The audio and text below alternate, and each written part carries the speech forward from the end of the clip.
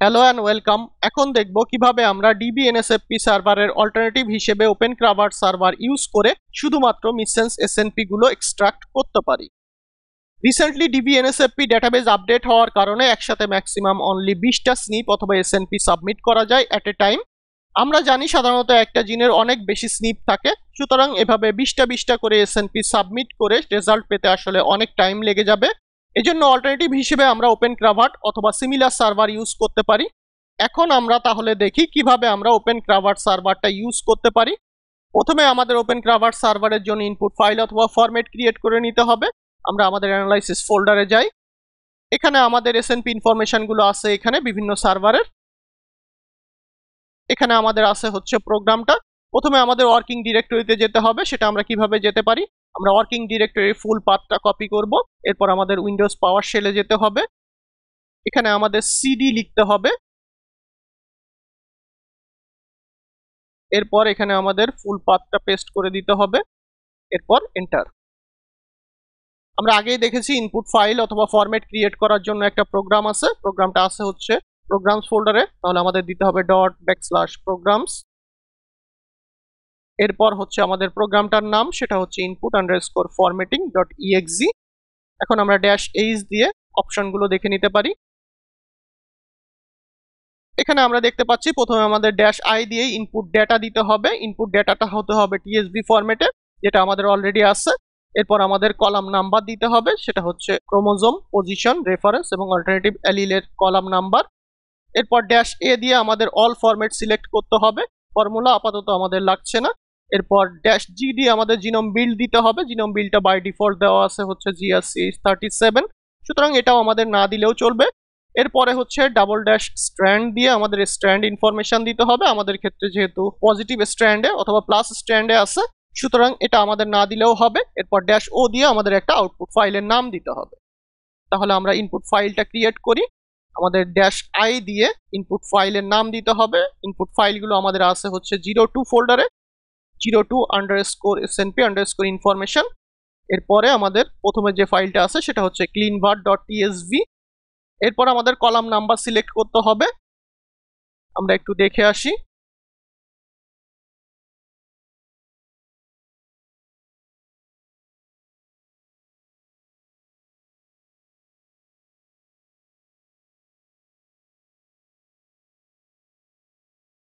এখানে আমরা দেখতে পাচ্ছি ক্রোমোজোম আছে হচ্ছে 1 নাম্বার কলামে, পজিশন 2 নাম্বার, 3 নাম্বারে রেফারেন্স, 4 নাম্বারে অল্টারনেটিভ অ্যালিল অথবা নিউক্লিওটাইড। সুতরাং এখানে আমাদের -c না দিলেও হবে, কারণ ডিফল্ট হিসেবে দেওয়া আছে হচ্ছে 1, 2, 3 and 4। তাহলে এখানে আমাদের পরবর্তীতে দিতে হবে -a, যেহেতু আমরা অল ফরম্যাট চাই। এরপর আমাদের একটা আউটপুট ফাইলের নাম দিতে হবে। কারণ আউটপুট ফাইলটা আমরা কোথায় রাখতে চাই? আমরা একটা ফোল্ডার ক্রিয়েট করতে হবে আমাদের ওয়ার্কিং ডিরেক্টরিতে।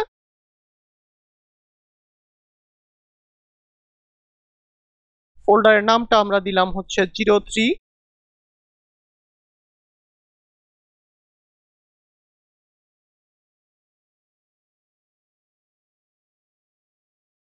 ফোল্ডারের নামটা হচ্ছে 03_opencravat_input।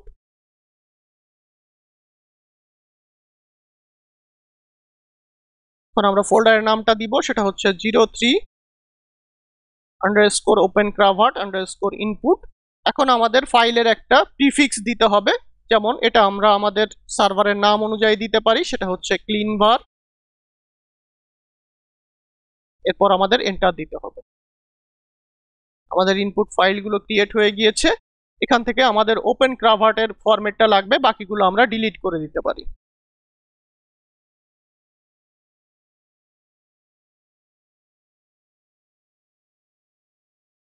সিমিলারলি আমরা বাকি ফাইলগুলোর জন্য ইনপুট ফাইল ক্রিয়েট করে নিতে পারি। সুতরাং এখানে এর পরে আমাদের আছে হচ্ছে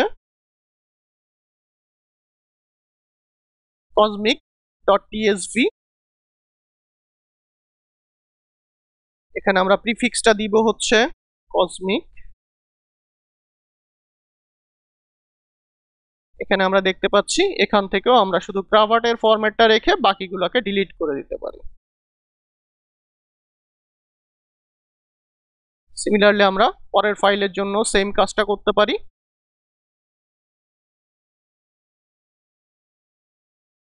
কসমিকের পরে আছে হচ্ছে ডিবি স্নিপ।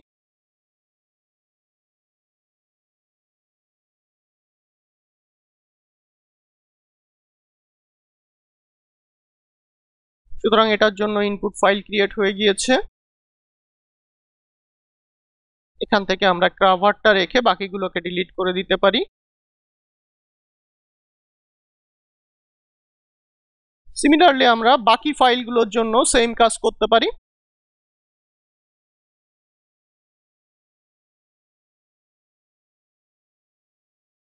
এটা হচ্ছে আনসাম্বল।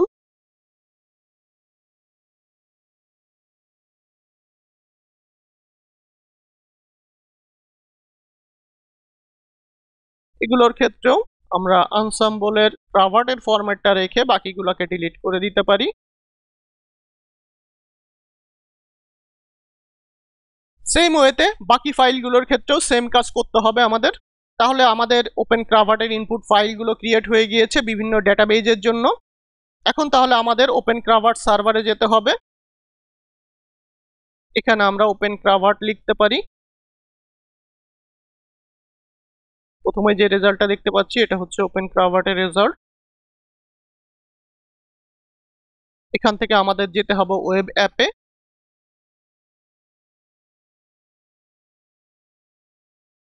এখানে আমাদের আইডি এবং পাসওয়ার্ড দিয়ে লগ ইন করতে হবে।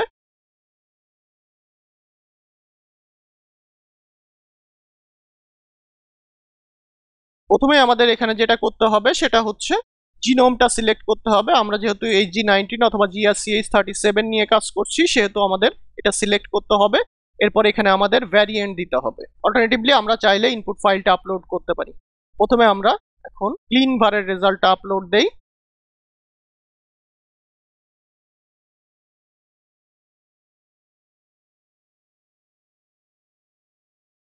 আমরা পুরোটা কপি করি, এরপর এখানে আমরা পেস্ট করে দিলাম। এখন আমরা বাকি কিছুই সিলেক্ট করব না, আমরা জাস্ট এখানে অ্যানোটেটে ক্লিক করব। উপরের দিকে আমরা আমাদের রেজাল্ট দেখতে পাবো। এখানে আমরা স্ট্যাটাসটা দেখতে পাচ্ছি। এখানে আমরা টোটাল নাম্বার অফ ভ্যারিয়েন্টস দেখতে পাচ্ছি। এখানে আমরা ক্লিক করলে আমরা রেজাল্ট পেজে যেতে পারবো।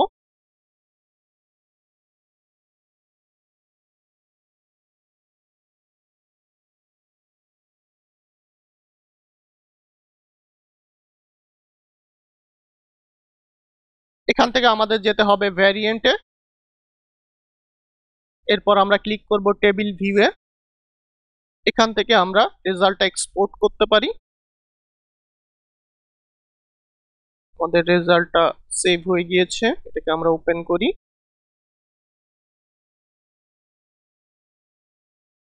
এখন রেজাল্টগুলোকে রাখার জন্য আমরা একটা ফোল্ডার ক্রিয়েট করি। ফোল্ডারের নামটা দিলাম হচ্ছে আমরা 04_।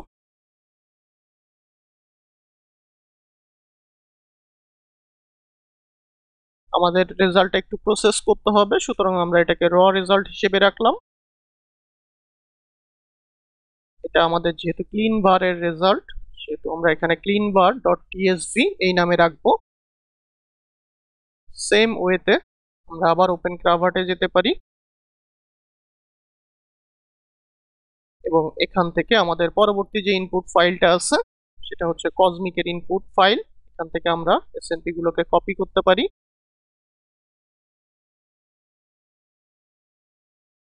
এখানে আমরা জিনোম সিলেক্ট করব, এখানে আমরা পেস্ট করে দিব। এখানে আমরা অ্যানোটেটে ক্লিক করব। ওপেন ক্রাভার্ট সার্ভারের লিংকটা ভিডিও ডেসক্রিপশন বক্সে দেওয়া আছে। এখানে আমরা দেখতে পাচ্ছি টোটাল ভ্যারিয়েন্টস হচ্ছে 566টা। এরপর আমরা এখানে ক্লিক করব রেজাল্টটা দেখার জন্য।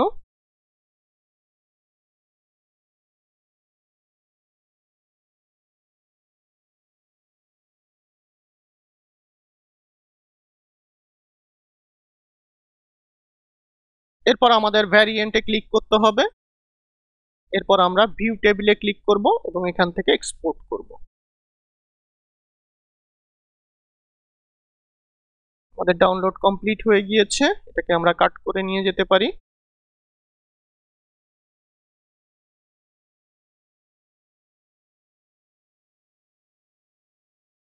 এটা হচ্ছে আমাদের কসমিকের রেজাল্ট, সুতরাং আমরা ফাইল নেমটা চেঞ্জ করে দিলাম। এভাবে আমরা বাকি ডেটাবেসগুলোর ক্ষেত্রেও সিমিলার ভাবে রেজাল্ট পেতে পারি। এখন যদি আমরা রেজাল্ট ফাইলটা ওপেন করি,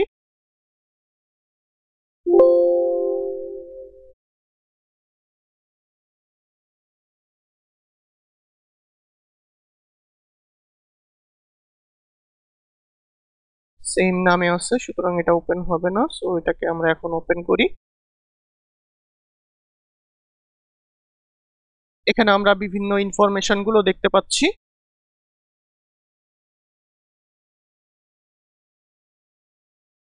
এখানে আমরা দেখতে পাচ্ছি ক্রোমোজোম, এখানে আমরা দেখতে পাচ্ছি পজিশন, এখানে হচ্ছে রেফারেন্স বেজ অথবা নিউক্লিওটাইড, এখানে হচ্ছে অল্টারনেটিভ বেজ অথবা নিউক্লিওটাইড।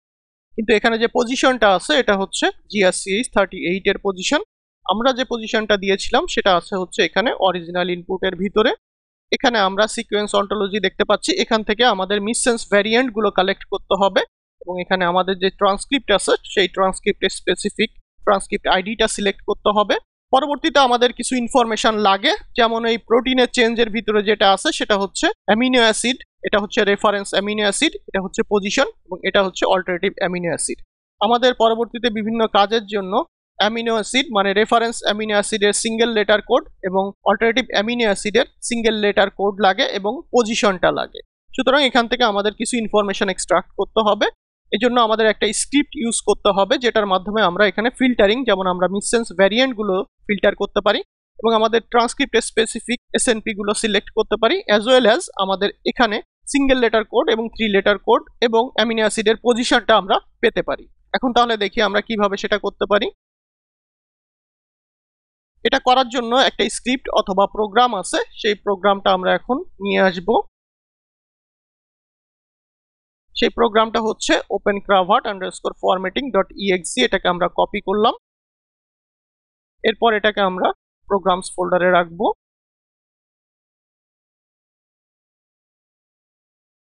এখন আমরা প্রোগ্রামটা রান দিব।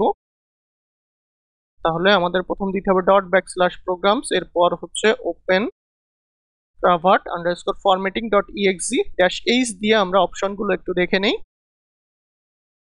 এখানে আমরা দেখতে পাচ্ছি ইনপুট ফাইল দিতে হবে যেটা TSV ফরম্যাটে থাকতে হবে। আমাদের রেজাল্ট ফাইলগুলো যেটা ওপেনক্রাভাট থেকে আমরা ডাউনলোড করেছি সেগুলো সব TSV ফরম্যাটে আছে। এরপর -o দিয়ে আমাদের আউটপুট ফাইলের একটা নাম দিতে হবে। এরপরে হচ্ছে -c দিয়ে আমাদের কলাম নাম্বার দিতে হবে। সেই কলামগুলো কি কি, একটা হচ্ছে ক্রোমোজোম, একটা হচ্ছে পজিশন, এরপরে হচ্ছে রেফারেন্স নিউক্লিওটাইড, এরপর হচ্ছে অল্টারনেটিভ নিউক্লিওটাইড। ডিফল্ট হিসেবে দেওয়া আছে 2, 3, 4, 5। আমাদের ক্ষেত্রে ক্রোমোজোম, পজিশন, রেফারেন্স নিউক্লিওটাইড অথবা অ্যালিল অথবা বেজ যেখানে আছে সেই কলাম নাম্বারগুলো আমাদের এখানে দিয়ে দিতে হবে। -f দিয়ে আমরা ফিল্টার অপশন ইউজ করতে পারি, যেমন আমরা স্পেসিফিক ট্রান্সক্রিপ্টের এসএনপি গুলো চাই, অ্যাজ ওয়েল অ্যাজ আমরা শুধুমাত্র মিসসেন্স ভ্যারিয়েন্ট গুলো চাই, তাহলে আমাদের -f অপশনটা ইউজ করতে হবে। এরপর -a দিয়ে আমাদের অ্যামিনো অ্যাসিডের কলাম নাম্বার, যেমন হচ্ছে প্রোটিন চেঞ্জ যেটা আছে সেই কলাম নাম্বারটা দিয়ে দিতে হবে। তাহলে সেখান থেকে আমাদের সিঙ্গেল লেটার কোডগুলো আমরা পাবো, as well as amino acid চেঞ্জের পজিশনটা আমরা পাবো। ডিফল্ট হিসেবে দেওয়া আছে হচ্ছে 12, সুতরাং এটা আমাদের না দিলেও হবে। তাহলে এখন আমরা প্রোগ্রামটা রান দেই। -i দিয়ে আমাদের ইনপুট ফাইলের নামটা দিতে হবে। আমাদের ইনপুট ফাইলটা আছে হচ্ছে 04_opencv_raw, এটার ভিতরে আমাদের ফাইলের নামটা কি আমরা একটু দেখে আসি। আমাদের ফাইলের নামটা হচ্ছে cleanvar.tsv, সুতরাং আমাদের দিতে হবে cleanvar.tsv। এরপর -c দিয়ে আমাদের কমা সেপারেটেড কলাম নাম্বারস দিতে হবে। সেই কলামগুলো কি কি, একটা হচ্ছে ক্রোমোজোম, পজিশন, রেফারেন্স এবং অল্টারনেটিভ নিউক্লিওটাইড অথবা অ্যালিল। আমরা একটু ফাইলটা দেখে আসি। অরিজিনাল ইনপুটের আন্ডারে আমাদের ক্রোমোজোম, পজিশন, রেফারেন্স এবং অল্টারনেটিভ অ্যালিল দেওয়া আছে, সুতরাং আমাদের এই পজিশনটা দিয়ে দিতে হবে। প্রথমে যে ক্রোমোজোম অথবা পজিশন আছে সেগুলো হচ্ছে GRCH38 এর ক্রোমোজোম এবং পজিশন, যদিও ক্রোমোজোমের কোনো চেঞ্জ হয় না বাট পজিশনটা ডিফারেন্ট থাকে। সুতরাং এখানে আমাদের কলাম নাম্বার দিতে হবে, সেটা হচ্ছে ক্রোমোজোমের কলাম নাম্বার 14, পজিশন 15, এরপর রেফারেন্স 16, এরপর 17 হচ্ছে অল্টারনেটিভ অ্যালিল অথবা নিউক্লিওটাইড। সুতরাং আমরা সেটা দেই 14, 15, 16, 17। এরপর আমাদের কোটেশন মার্ক ক্লোজ করতে হবে। এরপর -f দিয়ে আমরা ফিল্টার অপশনটা ইউজ করতে চাই, যেমন আমরা এখানে ট্রান্সক্রিপ্ট আইডিটা ডিফাইন করে দিতে চাই। আমাদের ট্রান্সক্রিপ্টের কলাম নাম্বার হচ্ছে 8, সুতরাং আমাদের দিতে হবে হচ্ছে 8 ইকুয়াল দিয়ে আমাদেরকে দিয়ে দিতে হবে হচ্ছে ট্রান্সক্রিপ্ট নাম্বারটা। এখানে ট্রান্সক্রিপ্ট নাম্বারটা হচ্ছে এটা, আমরা এটা দিয়ে দিলাম। এখন আমরা আরেকটা ড্যাশ এফ মানে ফিল্টারিং অপশন ইউজ করব। আমরা একটু দেখে আসি। এখানে আমরা সিকোয়েন্স অন্টোলজির কলামটা ইউজ করব, কারণ এখানে আমাদের মিসসেন্স ভ্যারিয়েন্ট অথবা অন্যান্য ভ্যারিয়েন্টের ইনফরমেশনগুলো আছে। আমরা যেহেতু শুধুমাত্র মিসসেন্স এসএনপি অথবা মিসসেন্স ভ্যারিয়েন্টে ইন্টারেস্টেড, সুতরাং এখানে আমরা শুধুমাত্র মিসসেন্স ভ্যারিয়েন্ট দিয়ে দিব। তাহলে আমাদের কলাম নাম্বার হবে 9 ইকুয়াল মিসসেন্স ভ্যারিয়েন্ট, এরপর হচ্ছে কোটেশন মার্ক দিয়ে ক্লোজ। এরপর আমাদের ড্যাশ এ কলামটা দেওয়া লাগবে না, কারণ 12 নাম্বার কলামেই আসলে প্রোটিন চেঞ্জটা আছে। এখানে আমরা দেখতে পাচ্ছি 12 নাম্বার কলামে, সুতরাং এটা ডিফল্ট হিসেবে দেওয়া আছে। তাহলে এখন আমাদের ড্যাশ ও দিয়ে একটা আউটপুট ফাইলের নাম দিতে হবে। আউটপুট ফাইলগুলোকে আমরা কোথায় রাখতে চাই সেই ফোল্ডারটা আমাদের ডিফাইন করে দিতে হবে। আমরা একটা ফোল্ডার ক্রিয়েট করি, সেটা হচ্ছে 04_ open cv_results।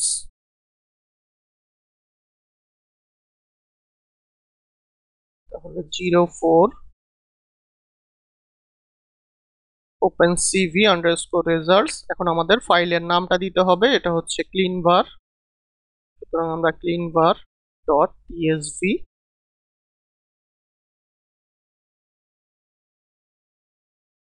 এখন যদি আমরা রেজাল্টটা দেখি,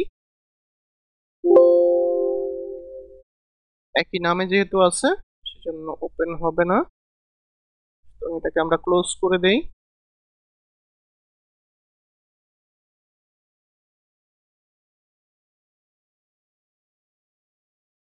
এখানে আমরা দেখতে পাচ্ছি chromosome, position, reference base, alternative base, এখানে ভ্যারিয়েন্ট নোট, কোডিং অথবা নন কোডিং সেগুলো ইনফরমেশন, জিনের নাম, ট্রান্সক্রিপ্ট আইডি। এবং এখানে যেহেতু আমরা শুধুমাত্র মিসসেন্স ভ্যারিয়েন্ট সিলেক্ট করেছিলাম, শুধুমাত্র মিসসেন্স ভ্যারিয়েন্টগুলো থাকবে, বাকিগুলো রিমুভ হয়ে যাবে।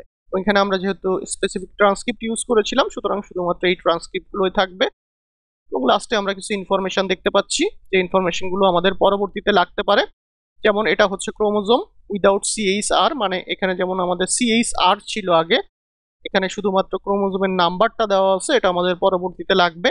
এরপর হচ্ছে এটা হচ্ছে HG19 এর পজিশন, এটা হচ্ছে রেফারেন্স, এবং এটা হচ্ছে অল্টারনেটিভ নিউক্লিওটাইড।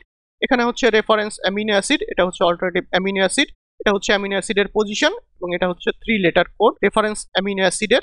এটা হচ্ছে অল্টারনেটিভ অ্যামিনো অ্যাসিডের 3 লেটার কোড।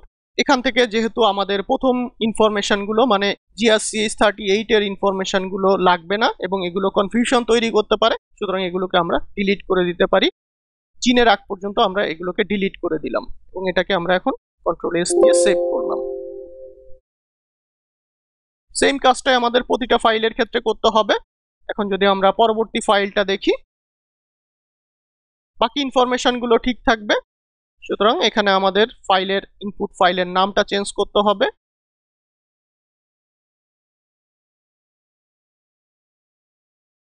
সেটা হচ্ছে cleanvar.tsv, এটা আমাদের হয়ে গেছে। এরপরে হচ্ছে cosmic.tsv।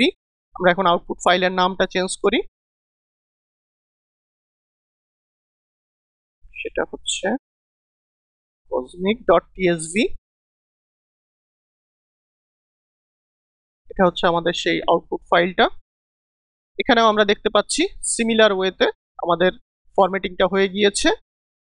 সুতরাং প্রথম ফাইলে যেহেতু আমরা এই পর্যন্ত রিমুভ করেছিলাম, এটার ক্ষেত্রে আমরা এই কলামগুলো রিমুভ করে দেই।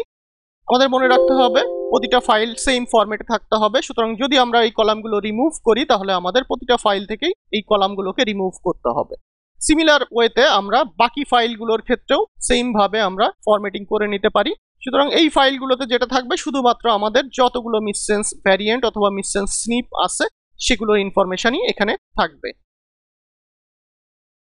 এখানে আমরা টোটাল ইনফরমেশন দেখতে পাচ্ছি, টোটাল স্নিপ আছে হচ্ছে 566টা, একটা হচ্ছে হেডার। সুতরাং 566টা এখানে আমার এসএনপি অথবা স্নিপ এখানে আছে, যেগুলো মিসসেন্স ভ্যারিয়েন্ট।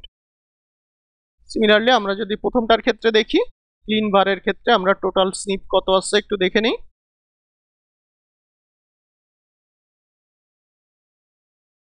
এখানে টোটাল 1382টা স্নিপ আছে, যেগুলো হচ্ছে মিসসেন্স এসএনপি। এর পরবর্তী স্টেপগুলো DBNSFP তে যেমন ছিল সেভাবেই আমরা এই ফাইল নিয়ে প্রসিড করতে পারি। এখন তাহলে দেখলাম কিভাবে আমরা DBNSFP সার্ভারের অল্টারনেটিভ হিসেবে ওপেন ক্রাভার্ট সার্ভার ইউজ করে শুধুমাত্র মিসসেন্স এসএনপি গুলা অ্যাজ ওয়েল অ্যাজ আমাদের রিকোয়ার্ড কিছু ইনফরমেশন আমরা এখান থেকে এক্সট্রাক্ট করতে পারি। Thank you everyone.